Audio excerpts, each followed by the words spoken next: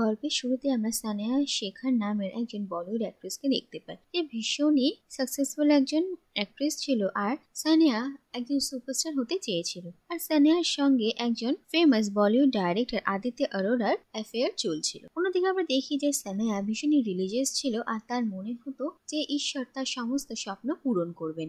আর এরপর দেখা যায় যে সানিয়া একটা অ্যাওয়ার্ড ফাংশনে অ্যাওয়ার্ড পাওয়ার জন্য মরিয়া হয়ে গেছিল, আর তার বিশ্বাস ছিল যে সে এই অ্যাওয়ার্ডটা পাবে। কিন্তু অ্যাওয়ার্ডের দিন দেখা যায় যে তার জায়গায় সঞ্জনা কৃষ্ণা নামের নতুন একজন অ্যাক্ট্রেস এই অ্যাওয়ার্ডটা পেয়ে যায়। আর যেটা দেখে সানায়া ভীষণই রেগে যায়, আর তারপর সে সেখান থেকে বেরিয়ে আসে। কিন্তু তারপরেই তার সঙ্গে তার এক পুরনো চাকরের দেখা হয়, যে সানায়াকে বলে যে যখন ঈশ্বর মানুষের সঙ্গ ছেড়ে দেন তখন এমন এক শক্তি আছে যে কিনা মানুষের সব রকম ইচ্ছা পূরণ করার শক্তি রাখে। আর এরপর সে সানায়াকে একটা জায়গায় দেখা করতে বলে। আর অন্যদিকে দেখা যায় যে আদিত্য বাড়ি ফিরে সানায়ার সঙ্গে দেখা করে, আর তাকে বলে যে একটা অ্যাওয়ার্ড না পাওয়ার জন্য সানায়া দুঃখ করার কোনো কারণ নেই, সামনে এখন অনেক রাস্তা রয়েছে। কিন্তু অন্যদিকে দেখা যায় যে সঞ্জনার ইন্ডাস্ট্রিতে আসার পরই সবাই তার সঙ্গে কাজ করার জন্য মুখিয়েছিল, আর সানায়ার কেরিয়ার বিপদের মুখে চলে আসে। আর তারপরই দেখা যায় যে সানায়া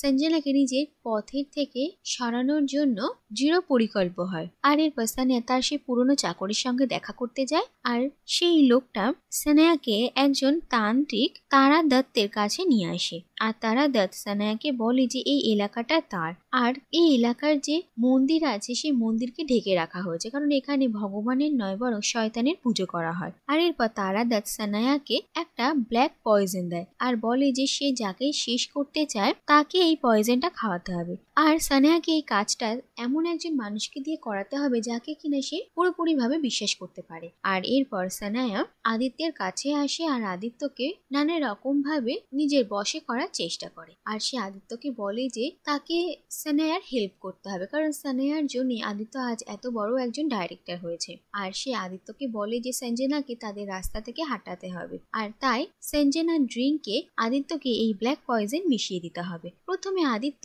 এইসব কাজ করতে মানা করে দিলেও সানায়ার ইনফ্লুয়েন্সে সে এই কাজ করতে বাধ্য হয়। আর এরপর দেখা যায় যে একদিন আদিত্য সঞ্জনার বাড়িতে দেখা করতে যায়, আর সেখানে এসে সঞ্জনার ড্রিঙ্কে এই পয়জনটা মিশিয়ে দেয়। আর সেদিন রাতেই সঞ্জনার প্রথম কিছু প্যারানর্মাল অ্যাক্টিভিটি এক্সপিরিয়েন্স করে, কিন্তু তারপরে সে বুঝতে পারে যে সে স্বপ্ন দেখছে। আর এর পরের দিন যখন সে শুটিং এর জন্য যায় সে ভীষণই ডিস্টার্ব ছিল।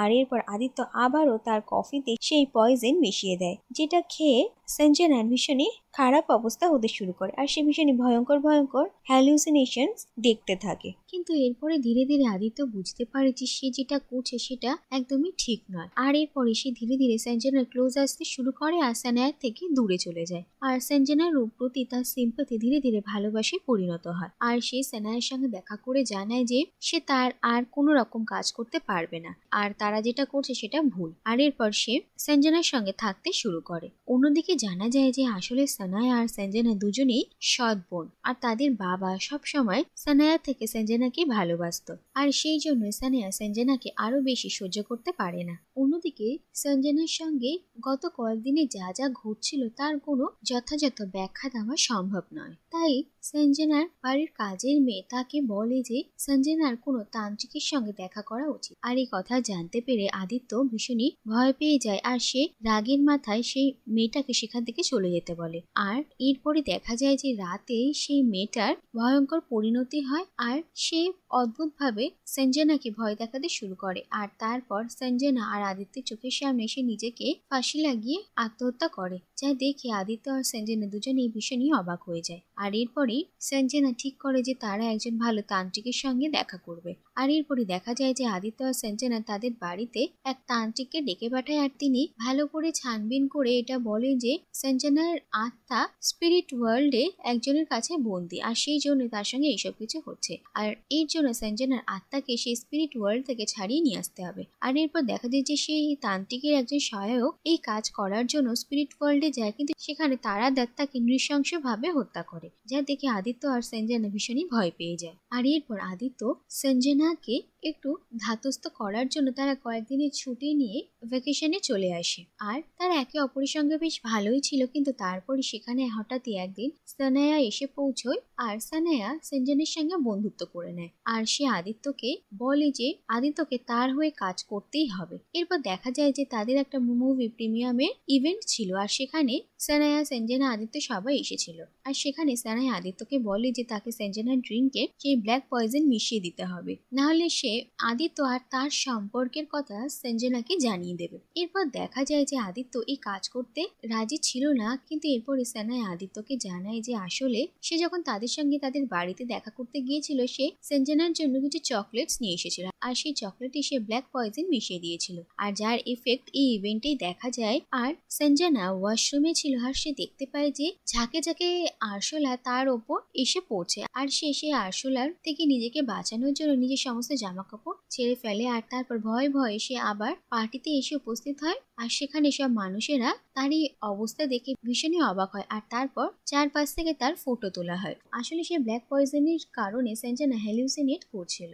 আর এরপর সেনজেনাকে হসপিটালে অ্যাডমিট করা হয়। আর একদিন আদিত্য দেখে যে সানায়া সেনজেনার সঙ্গে হসপিটালে দেখা করতে এসেছিল, আর সানায়ার কাছ থেকে আদিত্য জানতে পারে যে এবারও সে তার খাবারে ব্ল্যাক পয়জন মিশিয়ে দিয়েছে, কিন্তু আদিত্য এবার আর সেনজেনাকে সেই খাবারটা খেতে দেয় না। আর আদিত্য সব সত্যি কথা সেনজেনাকে জানিয়ে দেয় যে সেই এতদিন ধরে একটা ব্ল্যাক পয়জন তার খাবারে মিশিয়ে এসেছিল, আর সেই কারণে তার সঙ্গে এইসব কিছু হয়েছে। আর এই কথা জানতে পেরে সেনজেনা ভীষণই আহত হয়। আর আদিত্য তাকে বলে যে সে যা করেছে ভুল করেছে, কিন্তু এখন সে তার ভুল শুধরোতে চায়, কিন্তু সেনজেনা তার কোনো কথাই শুনতে চায় না।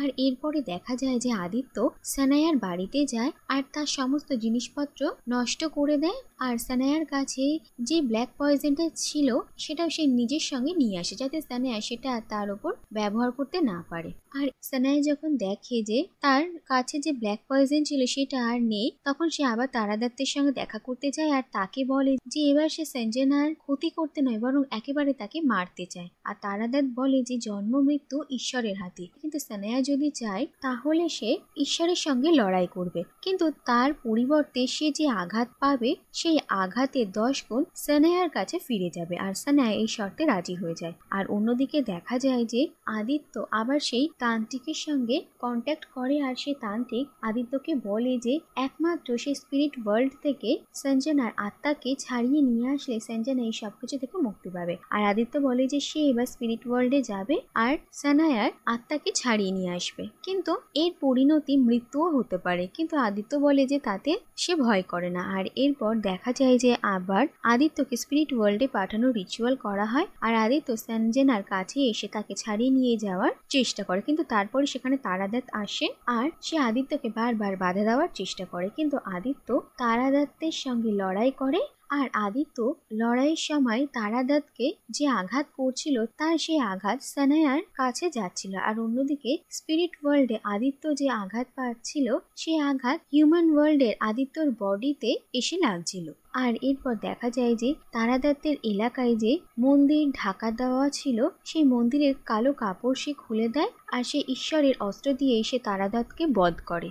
আর এরপর সঞ্জনার আত্মাকে আদিত্য মুক্ত করে নিয়ে যায়। আর অন্যদিকে দেখা যায় যে সানায়া সেখানে এসে পৌঁছয়, আর সে আদিত্যকে বাধা দেওয়ার অনেক চেষ্টা করেছিল, কিন্তু সে ব্যর্থ হয়। আর শেষে সঞ্জনা আর আদিত্য এক হয়ে যায়। আর অন্যদিকে সানায়া বলে যে সে কোনোদিনও হারতে পারে না, তাই সে আত্মহত্যা করে নেয়। আর শেষে দেখা যায় যে সঞ্জনার সেই ইভেন্টে যে বদনামি হয়েছিল আর মিডিয়া আর বাকি সবাই মনে করেছিল যে এটা একটা পাবলিসিটি স্টান্ট ছিল, কিন্তু এবার ধীরে ধীরে তারা সবাই বিশ্বাস করে যে আসলে সঞ্জনার মানসিক পরিস্থিতি ঠিক ছিল না, আর সেই কারণেই এই ঘটনা ঘটেছিল।